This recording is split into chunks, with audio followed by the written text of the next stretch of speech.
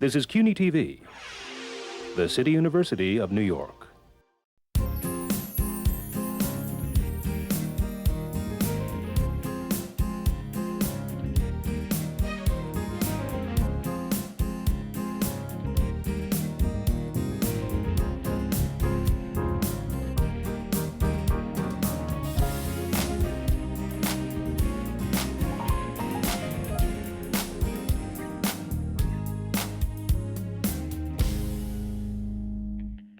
Hello, I'm Ronnie Eldridge. Welcome to Eldridge & Company.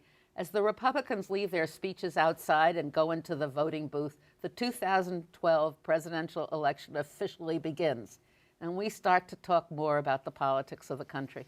Vincent Montalbano, a government and political advisor, is one of my favorite guests, and he joins me today to start the discussion. Welcome, Vinny. It's very nice to have you. So where do we start?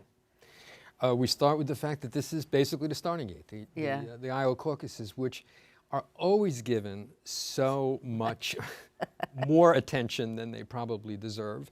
Although, you know, Iowa is except for the fact that racially it's much more white than the rest of the country, in other ways it's probably a good reflection. But caucuses, as opposed to primaries, attract a very limited number of people. How many people do they think? 120,000? It's in that low category. And how much money have they spent so far? Oh, tens of millions. And of course now, you know, with the super PACs being liberated by the Supreme Court. Let's talk about them later, because that has changed the whole thing so drastically. So what do you think about these candidates and the dialogue that we are listening to? Yeah, dialogue, is that what we're going to call it? I don't know. We should call it that. I don't know, it just popped into my head. It's really been difficult to watch because they just seem to want to outdo each other in a rush to accommodate a brand of right-wing thought that is I don't even know what I'd call it, ideological or philosophical. It's just very strange, very wacky. We really have to go back to the Congress, to the House, when we discuss this, and how that group has changed the whole direction of our political progress or lack of progress. The entire Congress is a disappointment. I mean, we'll stick with the Republicans for now, but our party, you know, doesn't escape a lot of blame. But the Republican Congress, there is that group of Tea Party or new right-wingers that are in the Congress are creating a lot of havoc for the Speaker, which, you know, in one way, as a partisan, I welcome, but in other ways, in terms of getting the people's business done, this is extremely difficult. Do you think that the Democrats have strongly enough opposed these Tea Party people in the Congress? No. I mean, they don't stand up to it, do they? No, they don't. And the problem really, to me, is much more in the Senate. I mean, the Senate rules are beyond arcane now. They're ridiculous. I mean, even the word filibuster is a silly made-up word from the 19th century, and it accommodated Southern senators during the pre-Civil War period. Way back then. Right. So, and it's the idea that we now say that the media basically says the Senate needs 60 votes to pass something is bizarre. That is not what is supposed to happen. Right. And the fact that we didn't get rid of it when we were in complete control, when we had 60 votes, I think is something we're going to regret. Why didn't we get rid of it? Well, I think two reasons. I think one is that the Senate is a very tradition-bound, hidebound body. But the other thing which really depresses me is that Democrats keep slipping into this idea that they want to make sure they're okay when they lose, as opposed to doing things when they win. So they were in charge and were worried about when they might not be in charge as the minority, and they need the filibuster, or they thought they needed the filibuster. That's interesting. You can't show leadership, you can't prove to the electorate that you're in charge when basically you're talking about fearing not being in charge. And that's what that was all about. And if that filibuster was not in place, so many more things would have gotten done in that 2 years. It's very, very, very sad. It also was the movement of the Democratic Party more to the right, to the center. Well, you know, Ronnie, that may be, but there were a number, particularly first of all, in the House, it was a very liberal body, and the person who suffered the most in this was Nancy Pelosi, who I think was probably a great speaker and did not deserve to suffer. Right. She ran a great House. She passed a lot of Right. wonderful legislation. The Senate is where things got jammed up Right. because of these arcane rules. But there were a number of real populists, not what the Republicans call populists, but real populist Democratic senators from Virginia, from the Dakotas, who came in there with what we might consider center, but what I would consider to be a good populist economic philosophical basis that was never taken advantage of. And now the Virginia senator is leaving, and the senator from, I think it's North Dakota, Tester, is in trouble. Is in trouble. So this is because we didn't get things done when we could have and when we should have. And it's a serious, serious piece of business. You've expressed the opinion that the Democrats are talking about the wrong thing. That's right. What do you think they should be talking about? I think their theme, their message should be income security. Income security covers so many things. It's different from jobs. It's different from jobs, but it includes jobs, okay? It's different from taxes, but it includes fairness. It doesn't attack wealth. What it does is it fosters security. So it would cover making sure that people have retirement income, making sure that people have medical care, be it Medicare, Medicaid, or health care. It covers a lot of things. It speaks to the insecurity of the middle class and the working class and the poor, which should be our constituency, without giving the other side something to attack in terms of class warfare or this or that. And it really is the defining issue of the generation that we're finding ourselves in. You know, it is amazing to me, truly amazing to me. It's going on, it's particularly visible in Europe, but you can see it here too, that governments are catering and almost succumbing to the capital markets. And again, that's different than manufacturing businesses or other kinds of businesses, big businesses. The capital markets, the finance industry is running the world. Is running the world. And I believe we're kind of at an existential moment for what I call Enlightenment democracies, those democratic governments that came out of the Enlightenment period, because you cannot have the type of free democratic process that we have if you are catering to that particular aspect of capitalism. So who else is saying this? Economic security. I haven't heard that catchword phrase. Well, I haven't heard income security, period. Or income Sometimes security, I've heard economic security. I mean, you know, there are good left-wing, strong left-wing economists, Paul Krugman and Joe Stiglitz, who are talking about these things. But this is a messaging thing. And this is what the pollsters should be polling and seeing how that works. This is essentially also the 99 percenters. I mean, it's Wall Street. Yes. Yeah. And the 99 percenters who are not secure in their income, which is the reason that they've formed this Operation Wall Street, right? But it's also, you know, it's in opposition to what the Republicans, starting with George W. Bush mentioned, and now Bachmann and others are talking about, Paul Ryan, they're talking about the ownership society, you know, the asset accumulation, the ownership paradigm, et cetera, et cetera. Nothing wrong with that. And a diminished role of government and the increased role of the private sector. Nothing wrong with those concepts, but they have to be taken in terms of the general security of the larger population. We're just not accommodating that. And our democratic message is off, and unfortunately our president's message is off as well. Well, we don't really know that yet. Well, you know, he is coming around to it. I'm always optimistic, you know that. He's coming around to it, but it's taken a whole lot of time. So you better tell the White House. Yeah, well, the White House doesn't solicit my opinion. Well, you just but I give it to them. you on No, you should give it to them also. We should do. What do? You write to the White House, right? White House, Washington D.C. Look up the postal zone and send your letter. This is for the viewers. I'll send them some of the articles I wrote. That's very good. Maybe they'll read those. Where do we read the articles you wrote? Well, I did some writing for the Staten Island Advance for about 7 months in 2010. I want to say last year, but we're now in 2012.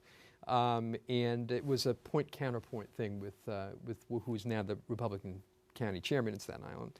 And it was a lot of fun. but it's also a lot of work. I have a lot of respect for. I was going to say, I know it well. It's a lot of work, but it was. It's especially hard when the writer doesn't know how to email the column in, and the spouse has to stay up till 2 o'clock in the morning to do it. Well, at least I had that covered. I had that part of it covered. So let's go to the Republican candidates. Sure. I mean, what are they talking about? They're talking about exactly the opposite of what you're talking about. They are talking about exactly the opposite of what I'm talking about. And they say there's no need for this because this is a country of freedom. Yes. And allowed that freedom in the market and every place else, people will be able to take care of themselves. Right. Republicans tend to confuse freedom with license. They think that people should be able to do anything they want, or certainly businesses anything they want, without restriction, and that's not really freedom. That's license. It's a whole different category. Yeah. But you know, the candidate that we should that the Democratic Party should most fear, that the president should most fear, I think, is Romney. And I don't really know what's going to happen. See, I'm very much more optimistic than you. I think that Obama's going to win by a sizable margin. And I'm even hopeful that the control of the House, I know that's crazy, and more Democratic senators are elected. Now, why do I feel that way? Just because I'm an optimist? No, I think there's probably... if you hope enough, it'll happen? Yeah, and well, we all have to hope. And I think the behavior has been so bad, and it's so obvious whose fault a lot of it is. The difference, I think, with the way we're looking at it is I'm very hopeful, but I tend to be more practical. As far as the presidency is concerned, remember that there's the Electoral College. And the president starts out, I've been told in the last couple of weeks, with 10 less electoral votes just because of the census and reapportionment. You know, that's a good number, although he was very high. My concern is that there are a number of states that they won last time where they going to have much more difficulty. Virginia, Florida, Michigan is in play. Nevada. There are some serious contests statewide that are going to affect the Electoral College. And so I think he's in better shape. I'm glad to see his message is developing the right way along the way we're speaking about now. But you know, there are mechanics to elections. And that mechanical part through the Electoral College is, I know they're concerned with, and is a concern. And they're getting it's tougher with all these voting restrictions that they're placing. But it just can't last. I mean, you know, even today we were talking about in Europe and the countries in Hungary, the president has now had a new constitution, which he has more power, and the people are rebelling. I mean, I think there comes to a point where I don't know. Well, we have to hope. Now, Romney most likely will be the nominee, but how does he explain in a general election his positions in these primaries? You know what I've found over the years? Doesn't matter? Well, yeah. Yeah, I guess that's the simple way to put it. They'll never let him get away with it. Well, no, certainly the Obama campaign will not let him get away with it. And things do stick. You just never know what does.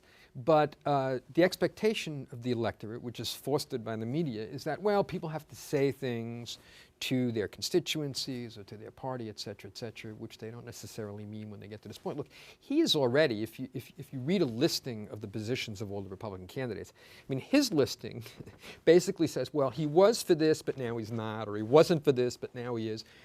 The other ones have been more consistent about it. I mean, he has gone back and forth, and I'm sure they're gonna attack him on that. But at the same time, he's gotten away with going back and forth. And if he does get through the nominating process and he goes into the general election, he's a very good candidate at presenting himself more moderate, as more of a moderate than he really is. I'm such a loyal Obama supporter. He's such a stiff, I can't stand it. Well, we got to try to be practical. But it was interesting. I was watching C-SPAN the other day, and they had this, I guess it was Chris Matthews' show or something. It was in a coffee shop, and they went around and said, how many people are doing this? Well, most of the people at the coffee shop were Democrats, but then they found a few Republicans, and who are you voting for? And the people would say, I'm voting for Romney. Well, why are you voting for Romney? Because he's the most liberal. Oh, there you go. Well, that's probably true. I'm a middle-of-the-road Republican, they would say. Here he is in a state knocking himself out to be far right, and they're voting for him because he's liberal. So I don't know what it shows. It shows the incredible ridiculousness of these things. It shows the confusion of the electorate, Yeah. which is Well, no wonder they're confused. yeah, I would say so. I'd say all of us are confusing them in many ways. We've both sides. seen a lot of primaries with a lot of people running for different offices, and we thought 4 years ago it was pretty bad then, wasn't it? When they didn't believe in evolution and stuff like that. You remember the Republicans? Yes, yes. But yes. these guys, no, they seem to be at the top at the top of the heap. you have to laugh almost, don't you?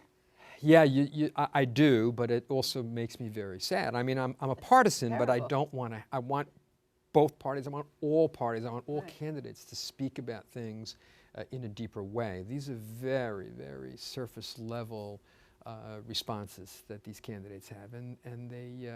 I mean, they're just saying some strange things. It's very troubling about our culture in a way. It shows the distrust we have for authority, I think, because here are these people, self-acclaimed candidates, to run for the President of the United States who don't really know what they're talking about. And we're taking it semi-seriously.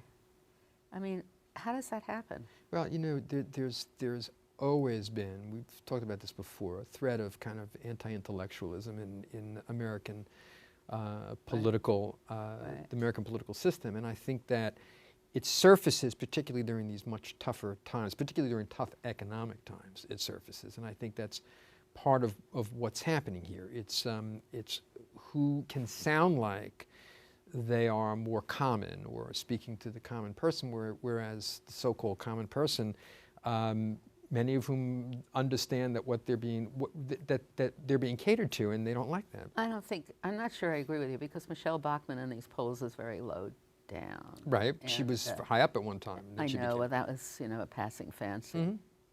But now Santorum is going back up. Right. Well, at least in Iowa. Well, Santorum isn't stupid, though. No, he's not, but he certainly He is very adamant. He's catering to a very similar demographic. I'm not talking about who they're catering to now. I'm talking about what intelligence they bring to their opinions. I mean, Rick Perry. Now, how do you explain this? The press, everybody, well, wait till is the governor of Texas going to become a candidate? That's going to be an avalanche of activity, and he's just going to come in and... Because if you now go, they openly say he's dumb. And if you go back over all the presidential years, you will probably find that happens all too frequently. The media wants to anoint somebody. They want a horse race. They don't want a lot of horses in the race. They just want kind of a head-to-head thing. And so they've contributed to picking Perry, picking Gingrich, suggesting that Palin might get in, whatever it is that is turning them on at a given point in time. And that's part of among the problems in our system, is that we are not dealing with things with reality. Not in a complex way. It's a very complex. And we have to provide so much entertainment. I mean, when you've got cable television news, 24 hours running, you have to have something to talk about. That's true. But we also, and the Supreme Court, contributed to this. I mean, we have a political system that is so driven now. Well, let's talk about that. The Citizens United case. Yeah, that was really about identifying where your money comes from, right? And circumventing campaign finance. Well, a great deal of it was that. The most serious part of it was allowing corporations to participate without any kind of restrictions whatsoever. And this actually goes back to a case in the late 1800s, believe it or not, in 1880s, when the corporation was declared to be a person under the Constitution. Well, that's what Romney said, right? Well, that's and he's accurate in that the Supreme Court has declared that, but that's the problem. That becomes a very big problem, because corporations have a lot more resources than people. They're not a person. But even if they were a person, they would have to give their name and their occupation, and they would be limited to a contribution. This way, they're not limited to anything, and they're anonymous. So you don't know. I mean, for the viewers, it's a PAC, a super PAC it's called, but it has supposedly no connection to the campaign, and it's free to buy the television time and to do whatever they want to, as long as they supposedly are not connected. And raise and spend unlimited amounts of money. Unlimited amounts of money. Unidentified. Right. Now, I'm not sure, I'm not a constitutional scholar. I'm not sure. You aren't. Well, no, I'm not. I thought you were a lead singer of a rock and roll band. I was that at one time, but not a constitutional scholar. I don't know that this could be undone except by a Supreme Court. And perhaps we'll have that opportunity at some point in time. But I think in the meantime, there are some things that can be done, which the Congress always manages to avoid. And that is, breaking the connection between money and government through politics. They are allowed to do that. The Supreme Court has never challenged that. And as much as some of my colleagues will say, well, that's not the problem now that you have these unlimited PACs, I say it is. I think that there needs to be some very strict limitations, perhaps banning of contributions by lobbyists and by clients. And I'm speaking as a lobbyist, okay? I'm speaking as a lobbyist. An exemplary lobbyist. But thank you very much, as a tongue twister. But at least if that was done, at least, we would have in the halls of our government conversations about substance. And that's when we can at least attempt to get back to reasonable discussions. You and I, being of the ideological ilk that we are, would have one set of opinions. But you as a legislator at one time listened to other people's, not opinions, their points of view, the information they gave you, and you filtered that and made decisions. That's what we got to get back to in total. Well, you're the optimist in this case. I am the optimist in this case. You're right about that. I'm saying it'll right never about happen. That. You're right about But that. what's interesting is all the attention so far has been to the presidential election. Right. And incredibly important, almost equally as important, Yes. will be the Senate and House Absolutely. elections. Absolutely. That's an interesting And thing. by the way, we had a little laugh before, but I think that there may actually be paths to, if not completely flipping the House, getting a lot closer than we are. Because I think so. that people have seen that this obstructionism that the new Republicans have brought to the Congress is not good. Now the Senate, again, we got to go back to numbers. There's some problems there. But Ronnie, as I said to you at the beginning of this program, if they had done what they were supposed to do when they had control, we might not have been in this situation. So we're going to have to try and get control of our message and our politics. And be bold. Absolutely. That's a very good point, because you can't wait till you lose. I mean, that's displaying such insecurity, Yes. right? And when you lose, then you have to win again at some point in time, and that could take a long time. Yeah. So do you know anything about the caucuses this year? Because they say the Republican caucus is by secret ballot. The Iowa Caucus? Uh-huh. And I was just wondering if the caucus has to work. It used to work that there are speakers for each candidate, right? Yeah, and they then went off into a then corner. You go off to Yep, corners. yep. And then you count the votes, the people in the corner. Yeah. And the person who has the smallest amount of votes, his candidacy goes, Right. or hers. And those voters then disperse to other groups. That's and correct. But if you do it by secret ballot, I'm not quite sure how that works. I'm not either. And you know what? I can't answer your question. I don't know But that it that's has the case. to work, because you have to have that fluidity so that whoever comes in last, those people go to other places. I mean, Yeah, isn't but that the hope of Santorum? Yeah, but it seems to me that, again, if it's a caucus and they're going to count the ballots, unless they just count them once, they're going to be there an awful long time. Yeah. Because caucusing is much quicker, actual caucusing, the way you just described it, is much quicker than putting out a ballot, counting them, and then saying, well, now you can have another ballot. I mean, we've had conventions that have gone on for days, so I'm not sure about that. But I'm sorry, I can't answer that question. So what do you think about all these debates? I think they were helpful. I thought the debates were actually very helpful and were actually very They were enlightening. entertaining. They were entertaining. They certainly had an large effect on audiences. the early part of the process. I mean, Perry, like you said, came in with swagger and just basically could not deal with it. Newt, on the other hand, his narcissism got control of him later on, but as a debater, he's terrific. And Romney, I think, showed his consistent inconsistency, which I guess has an attraction And his of its coolness. own. And his He's coolness. really cool. Right. Yeah. Gingrich, I mean, if they hadn't spent the millions of dollars attacking Gingrich, Right. he would have done much better, I think.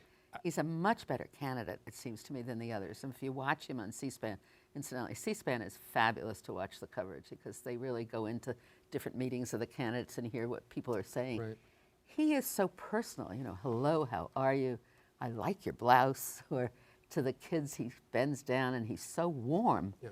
And then his debates were so good. So why has he slipped so much? Well, I certainly think the attack ads have done a lot. But again, getting back to practical matters, caucuses are really go to the best organized, which is why Ron Paul is doing as well as he's doing. I don't expect that he's going to necessarily do that well in future primaries. And they also, as they tend to get down to the end, take someone and lift them up over the group, which is why Santorum is doing well. So I think Gingrich never had the organization that he needed. He didn't qualify. He's got the profile, but you still got to be able to get out the votes, Ronnie, whether it's a primary state or a caucus How state. ridiculous was it?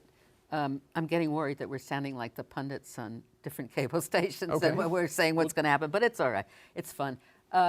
How ridiculous is it that presidential candidates will not be on the primary ballot in Virginia? That is really ridiculous. Oh, you're talking about the Gingrich situation. I'm talking about the state requirements that you have to go through to get on a ballot. Right. Well, that New York's pretty severe too in many ways. Absolutely.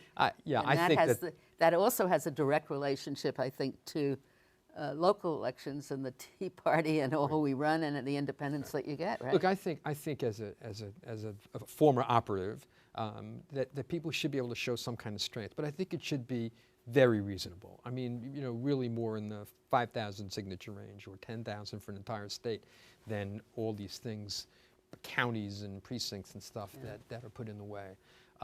Especially in a national election, I think that would be the case. The one candidate that a lot of Democrats said, will really be a problem for the president, where is he? Huntsman. I mean, it appears to me that he seemed to be the most solid. Yeah, but he's also too liberal for the But it Republican isn't even liberal. primary electorate. It isn't even liberal. He couldn't even mount a campaign. Well, I'm using the term loosely, but as far as the Republican Party is concerned, he's a liberal. So we're at the end. So we are dismayed at the condition of the Republican Party. We're dismayed at the condition of the Republican And Party, we're dismayed, but we are hopeful. And we are hopeful the Democratic Party will become more aggressive. Yes, is that right? Yes, that's a good way to put it. All right. And after the election, you and I will talk again. Love to be here. All right. Thank you, Vinny. Thank you.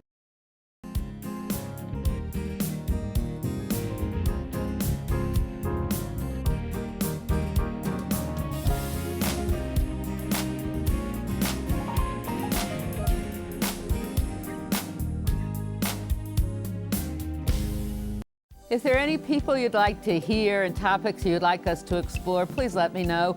You can write to me at CUNY TV, 365 Fifth Avenue, New York, New York, 10016, or you can go to the website at cuny.tv and click on Contact Us. I look forward to hearing from you.